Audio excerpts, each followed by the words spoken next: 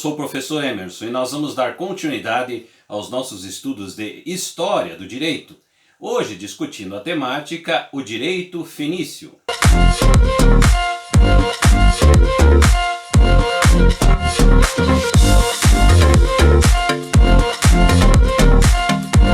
Prezados alunos, é um grande prazer estar aqui novamente com vocês e nós vamos então dar continuidade aos nossos estudos de História do Direito. Hoje estaremos discutindo a temática o Direito Fenício, os primeiros contornos de direito comercial. As contribuições do texto hoje são do professor Rodrigo Freitas Palma, que vai trazer informações importantíssimas para nós conhecermos um pouco mais sobre essa civilização pertencente à antiguidade. Vamos então ao nosso primeiro slide. Os fenícios são os ancestrais diretos dos libaneses.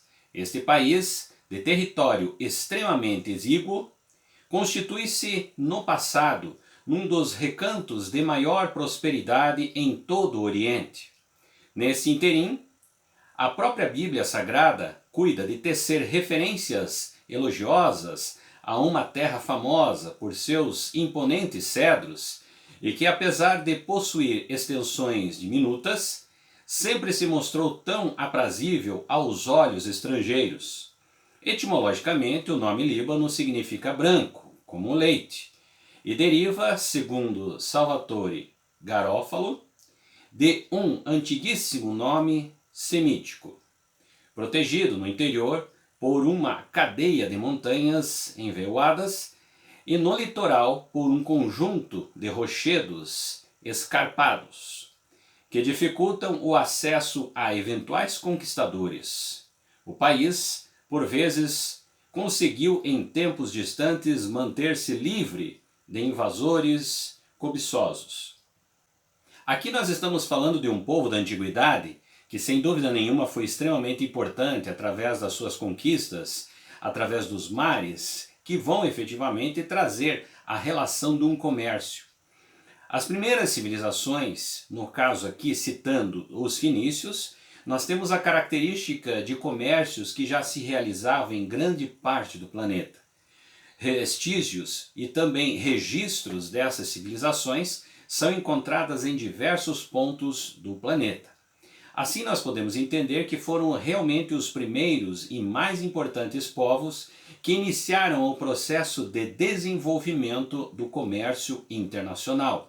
Assim, a referência com relação ao direito, podemos entender que os primeiros critérios relacionados a normas estabelecidas dentro desse universo de um comércio marítimo vai, em outras palavras, se estabelecer a partir da própria experiência produzida pelos povos fenícios. Vamos então ao nosso próximo slide. Nos séculos X e IX a.C., a Fenícia vivia em absoluto estado de esplendor graças ao intenso comércio e à dedicação às navegações marítimas, que legaram à sua gente uma sólida reputação nesse campo. Com muita habilidade e coragem ímpar, os fenícios ousaram singrar os oceanos a bordo de embarcações bem construídas. Fundaram colônias no norte da África, dentre as quais Cartago se evidencia, e conseguiram atingir, segundo a confirmação do historiador Souto-Maior, a costa da distante Inglaterra.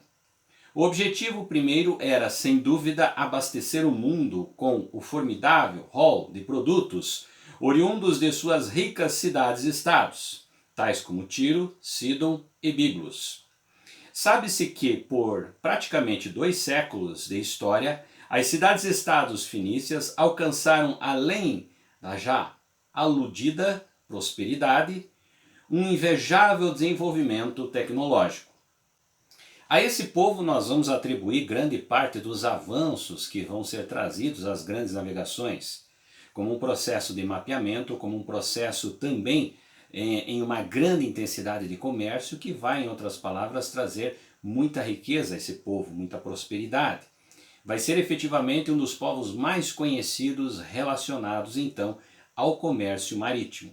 Assim a gente atribui grande parte das regras internacionais nesse momento a partir do conhecimento, da experiência e das necessidades que vão ser atribuídas aos povos fenícios com relação ao comércio marítimo que se estabelecia nessa época. Vamos então ao nosso próximo slide. Os fenícios, com toda a sua engenhosidade, tiveram um know-how suficiente para se certificar das linhas mestras que traduzem as leis náuticas. Nesse contexto, vale lembrar que Tiro e Sidon sobressaíam como os grandes centros cosmopolitas do Oriente Próximo. Unger nos fala que, na época de Irão, os marujos tírios, além de terem ajudado o famoso rei Salomão a formar a sua frota, trataram de prover as perícias necessárias para operá-la. Esse domínio que nós temos aqui dos povos fenícios pelos mares vai sem dúvida nenhuma trazer essa experiência produzida por eles. E a partir daí a gente vai então observar como essas regras náuticas vão se estabelecer a partir desses povos. Como citei anteriormente, as necessidades são aspectos que vão estar presentes aqui nessa discussão. A partir dela, sem dúvida nenhuma, as garantias também que se faz com relação ao comércio marítimo nessa fase, nós temos aí os povos fenícios que são aqueles primeiros que vão trazer uma perspectiva nova que até então não era discutida, ou seja, um direito náutico. A característica que você tem relacionada então à necessidade dessa civilização colocar regras e normas com relação ao comércio marítimo. Vamos então ao nosso próximo slide. Quando se considera que há apenas 5 séculos, portugueses, espanhóis e outras nações que se lançaram ao mar criaram piamente na existência de monstros marinhos e aterrorizaram o cotidiano dos marinheiros, os fenícios, com mais de 2 milênios antecedência, já haviam granjeado os territórios. Os fenícios, desse modo, souberam com maestria angariar os benefícios de suas atividades mercantis. Segundo Martinez, a prática monetária que tiveram de desenvolver contribuiu diretamente para as vantagens econômicas auferidas e, por conseguinte, por promover a proteção da nação. Autores como Casales chegaram a falar que o comércio mantido com Israel era tão intenso que favoreceu a criação de companhias para navegação no Mar Vermelho. Keller, por sua vez, destaca que a sede de uma dessas empresas comerciais foi Actiongabr, êxito às vastidões oceânicas. Realmente é um know-how muito importante que é trazido pelos povos fenícios, que vai, em outras palavras, trazer uma experiência para os próximos povos, que vão adentrar também a esse grande universo de comércio que seria as navegações, trazendo a proximidade de nações a nações, de produtos sendo comercializados por todas as regiões do mundo. Assim, obviamente, atribuímos esse início de todo esse processo aos povos fenícios.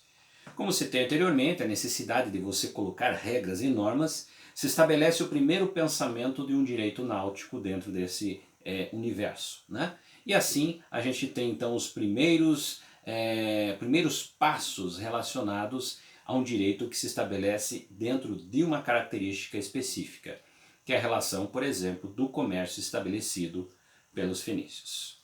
Vamos então ao nosso próximo slide. Desse modo, convém ressaltar que o povo fenício tanto concorreu para o desenvolvimento e divulgação das técnicas comerciais, que são raros os manuais de direito comercial a se olvidar de mencioná-los. Não por acaso, ressaltou o professor Martinez, ou seja, em termos de direito comercial, boa parte dos fundamentos jurídicos de nossos dias tem a ver com as diretrizes jurídico-políticas e monopolistas transnacionais que caracterizam a cultura dos fenícios. Todos os achados arqueológicos confirmam a elevada dedicação dessa gente ao comércio e o aprimoramento de suas técnicas por intermédio, inclusive, da utilização de diversos títulos de créditos escritos segundo os rudimentares de um alfabeto. Até o presente momento, todavia, não se tem notícia de qualquer codificação produzida por alguma cidade-estado da antiga Fenícia. Nesse sentido, a gente pode perceber então a importância que nós temos aqui dos povos fenícios com relação a essa característica e essa necessidade que se estabelece de você desenvolver normas, regras estabelecidas para o comércio marítimo. Assim, é efetivamente um aspecto importante que nós temos quando discutimos o direito náutico nesse período, envolvermos essa relação com os povos fenícios. Esses que foram os dominadores dos mares, que trouxeram efetivamente uma grande quantidade de riquezas a partir do comércio que se estabeleceu. Espero que tenha contribuído para todos vocês conhecer um pouquinho mais a importância desses povos, como é o caso dos povos fenícios aqui, e ao mesmo tempo entender que a partir dessa relação comercial deles se estabelece as primeiras funções normativas com relação ao comércio marítimo nessa fase. Nos encontramos então no nosso próximo vídeo.